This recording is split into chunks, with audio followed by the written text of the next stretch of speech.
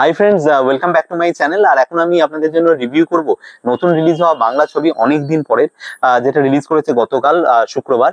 এবং এই ছবির পরিচালনার দায়িত্বে রয়েছেন সৌরভ পালদি, যিনি আপনারা জানেন একজন নাট্য ব্যক্তিত্ব, এবং পাশাপাশি মিরাক্কেল বলে যে শোটা হতো সেটাতেও প্রচুর প্রশংসা পেয়েছে তার পারফরমেন্স গুলো, এবং দীর্ঘদিন ধরে সিনেমাও বানাচ্ছেন। এবং তার শেষ ছবি অঙ্ক কি কঠিন কিন্তু আপনারা অনেকেই দেখেছেন এবং প্রশংসাও করেছেন। এবং এই ছবির পরিচালনার পাশাপাশি প্রযোজকের ভূমিকায় অবতীর্ণ হয়েছেন প্রসেনজিৎ চট্টোপাধ্যায় অনেকদিন বাদে, এবং তিনি ছবিটাকে ভীষণভাবে প্রমোট করছেন। ছবির গল্প লিখেছেন সৌমিত দেব এবং সৌরভ পালদি নিজে। তো কেমন লাগলো আমার এই সিনেমাটা?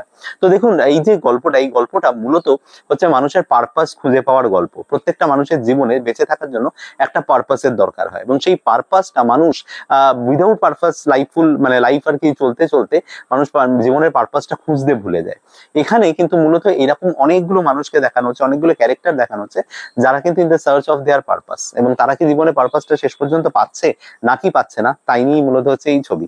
তো বুঝতেই পারছেন খুব সেন্সিটিভ একটা সাবজেক্ট, এবং এইখানে মূলত স্টার কাস্ট বলতে যেটা রয়েছে, এখানে কাস্ট যারা রয়েছেন তারা মানে স্টার হয়ে উঠেছেন আর কি এখানে। তো তারা হচ্ছে প্রথমেই বলবো চিত্রাঙ্গদা শতরূপা, মানে আপনারা জানেন রীতাভরির আর কি দিদি, এবং পাশাপাশি যেটা রয়েছে সেটা হচ্ছে যে বিমল গিরি, এবং এর পাশাপাশি দেবেশ দা, শঙ্কর দা, ইভেন বুদ্ধদেব, এরকম প্রচুর নাট্য জগতের লোকজন কিন্তু এই সিনেমার সাথে যুক্ত। তো সেই অর্থে বুঝতেই পারছেন সেরকম তারকা খচিত ছবি নয়, কিন্তু ওই যে বললাম যে এখানে কাস্ট যারা তারা নিজেরাই তারকা হয়ে উঠেছেন এই ছবির মাধ্যমে। তো এই ছবির গল্প খুব সহজ। সেটা হচ্ছে এই চিত্রাঙ্গদা শতরূপা, সে মূলত একটি বাড়িতে কাজ করে, বলা যেতে পারে বাড়ির মানে বয়স্ক মানুষগুলোকে, তারা একটা বাড়ি রয়েছে সেই উত্তর কলকাতার দিকে, এবং সেই বাড়ির বয়স্ক মানুষগুলো তার দেখভাল করেন আর কি। কিন্তু তার নিজের বাড়িটা হচ্ছে সেখান থেকে খানিকটা দূরে, একটু গ্রামের দিকে, বারাসাত বারুইপুর বা এরকম একটা জায়গা, মফস্বলের একটা দিকে। এবং সেইখান থেকে সে রোজ যাতায়াত করে, এবং ইন দ্য প্রসেস সে এখানে যেতে আসতে তার সাথে আলাপ হয় বিমলগিরির সাথে, যেটা তার লাভ ইন্টারেস্ট দেখানো হয়েছে। এবং এই পরিবারের কর্তা হচ্ছে শঙ্কর দেবনাথ, এবং শঙ্করদা কিন্তু মূলত তার বন্ধু বান্ধব আত্মীয় পরিজনদেরকে আশ্রয় দেন তার বাড়িতে, যেহেতু শেষ জীবনটা তিনি সম্পূর্ণ একা। তার একমাত্র ছেলে বুদ্ধদেব, সে তাকে বিদেশে, এবং স্ত্রী মারা গেছেন। এই পরিবারটার পাশাপাশি মানে এই পরিবারটাকে দেখাশোনার পাশাপাশি মানে চিত্রাঙ্গদা শতরূপার আরো একটা পরিবার রয়েছে, সেটা তার নিজের পরিবার, যাকে এখানে তার বাবা দেখানো হচ্ছে দেবেশ দাকে, এবং তারও একটা নিজস্ব গল্প আছে। তো এর বেশি আর স্টোরি বলবো না। ফাইনালি কি এই দুটো পরিবারের মধ্যে বলা যেতে পারে যে একটা সেতু বন্ধন, বা এই দুটো পরিবারের মানুষ নিজে একে অপরের পারপাসটা জীবনে খুঁজে পেলেন কিনা, এই নিয়েই গল্প। অনেকটা বলে ফেললাম, এর থেকে আর বেশি বলবো না। সিনেমা হলে গিয়ে সিনেমাটা দেখুন। এবার পজিটিভ সাইড নেগেটিভ সাইডে চলে আসি। তো দেখুন, প্রথম পজিটিভ সাইড যেটা, সেটা বলবো যে এই গল্পের যে ট্রিটমেন্ট মানে মেকিং কোয়ালিটি যদি বলি, মেকিং কোয়ালিটি আমার কিন্তু অসাধারণ লেগেছে। প্রত্যেকটা সিন এবং প্রত্যেকটা লোকেশন এবং প্রত্যেকটা কনভারসেশন সবকিছু যেভাবে মানে যত্ন নিয়ে, বলা যেতে পারে ধৈর্য ধরে যে বানানো হয়েছে না, সেটা কিন্তু এটা দেখলে বোঝা যায়। একটা ইভেন চায়ের দোকান রয়েছে, সেই চায়ের দোকানটা এত ইম্পর্টেন্ট রোল প্লে করে এই ছবিতে, এবং সেটা যেভাবে ক্রাফট করা হয়েছে, তার যে ক্যারেক্টার গুলো, তাদের যে ভোকাবুলারি, তারা যেভাবে কথা বলবে, সেই জিনিসগুলো মনকে ছুঁয়ে যাবে। এবং পাশাপাশি যেটা বলবো সেটা হচ্ছে যে এই ছবিতে এই যে পারপাসের কথা যে বারবার বলা হচ্ছে না, ছবির যে কোরটা, সেই কোর আইডিয়াটা কিন্তু ভীষণ স্ট্রং। কারণ এই পারপাসহীন জীবন একটা সময় মানে কি বলবো, যে আমরা এই পারপাসহীন লাইফ কাটাতে কাটাতে কাটাতে কাটাতে মানুষ অস্থির হয়ে পড়ে। তারপরে যদি তারা পারপাস না পায়, তাহলে কিন্তু জীবনে বেঁচে থাকা খুব কঠিন। তাই এই যে মানুষগুলো যারা পারপাস খুঁজছে, তারা পারপাস পেতে গিয়ে কি কি স্ট্রাগল ফেস করছে, বা তারা পারপাস কি আদেও পাচ্ছে কিনা, এই যে ব্যাপারটা স্ক্রিন প্লেতে এই যে জিনিসটাকে যে করা হয়েছে, এই জিনিসটা কিন্তু আমার ভীষণভাবে টাচ করেছে। এই পারপাসের ব্যাপারটা কিন্তু ভীষণ ভালো লেগেছে আমার। ছবির গান সত্যক সানাই মিউজিক করেছে, ব্যাকগ্রাউন্ড স্কোর, এই সমস্ত কিছু কিন্তু খুব ভালো, খুব ইন্টারেস্টিং ছবির। ইভেন একটা পার্টিকুলারলি ওই ইন্টারভেলের একটু আগে একটা গান আছে, যেখানে কিন্তু রিয়েল যারা ক্যারেক্টার তারা নিজেদের গলায় গানটা গেয়েছেন, এবং সেটাও ওই পারপাসের উপরেই একটা থিম সং বলা যেতে পারে।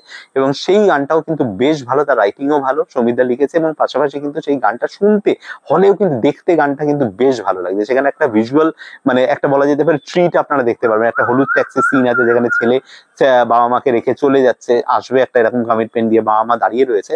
তো সেই জায়গাটা কিন্তু ভিজুয়ালি ভীষণ স্টানিং দেখতে লাগছিল। এবং এর পাশাপাশি আরো জিনিস যেগুলো বলবো, সেটা হচ্ছে শঙ্কর দা, দেবেশ দা, এই ধরনের ক্যারেক্টার গুলোর যে ফেলে আসা প্রেম, সেই যে জায়গা জায়গাগুলোকে যে দেখানো হয়েছে, একটা টেলিফোন বুথের গল্প দেখানো হয়েছে, তো এই জায়গাগুলো কিন্তু বেশ ভালো। বাবা ছেলে সম্পর্ক বুদ্ধদা এবং এখানে শঙ্করদার মধ্যে যে কনভারসেশনটা, অনেক প্রলং একটা সিন রয়েছে, সেই সিনটাও কিন্তু খুব সুন্দর করে এক্সিকিউট করা হয়েছে। তাহলে যদি এত কিছু সব ভালো হয়, তাহলে কি ছবিটাকে একদম 10-এ 10 দেওয়া যেতে পারে? না, নিশ্চয়ই যাবে না। তার কয়েকটা কারণ নিশ্চয়ই বলবো। তো আমার যেটা প্রথমত মনে হয়েছে সেটা হচ্ছে যে দুটো হাফ, ফার্স্ট হাফ এবং সেকেন্ড হাফ, তো ফার্স্ট হাফ অনেক বেশি হেভি এবং সেকেন্ড হাফটা কিন্তু অনেক বেশি লাইট।